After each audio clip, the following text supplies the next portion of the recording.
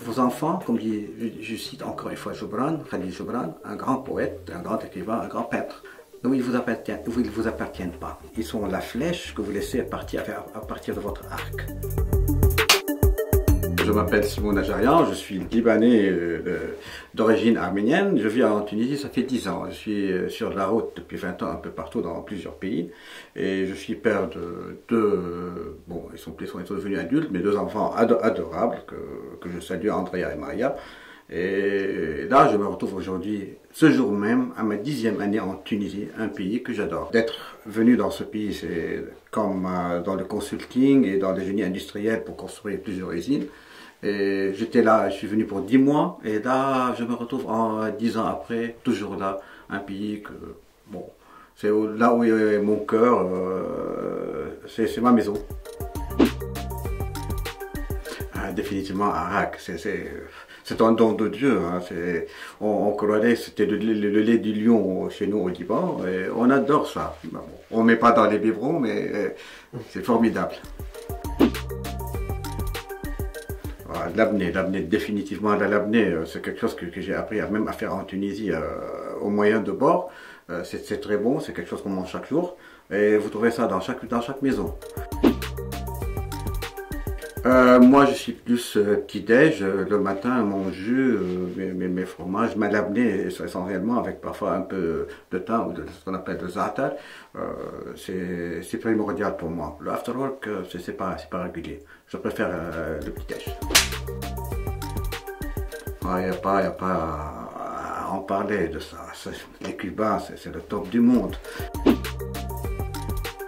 Bon, naturellement, c'est le wara anab, parce que c'est quelque chose de... Ou les feuilles de vigne farcies, c'est quelque chose de très bon, avec les côtelettes, c'est délicieux. Bon, le Maghreb, il a ses couscous, plein de beaux couscous. Le seul couscous que je peux manger, c'est le bourguignon que j'adore, mais rien n'est mis à côté du wara anab, c'est quelque chose... Bon, je sais pas faire, mais j'adore manger. Ah, Bellucci, définitivement, Bellucci, c'est une femme qui vieillit jamais, je l'adore. Elle a fait le rôle d'une diva qui chante l'opéra dans une série de Mozart dans la jungle. Elle est adorable. Depuis Malena, bon, je dirais même que c'est une diva pour moi. Je dirais les deux, mais pensez avant, parce que tout se fabrique dans la tête. On prépare et puis on passe à l'action. Notre réalité est le fruit de nos rêves. Alors, je préfère rêver. On ne va pas parler de Pavlov, mais je préfère toujours l'action, parce que faire l'action, ça définit l'action, soit la nôtre ou des autres. Ah, le pays des jasmins, j'adore ce pays, j'adorais le jasmin. Je me retrouve dans un pays très accueillant.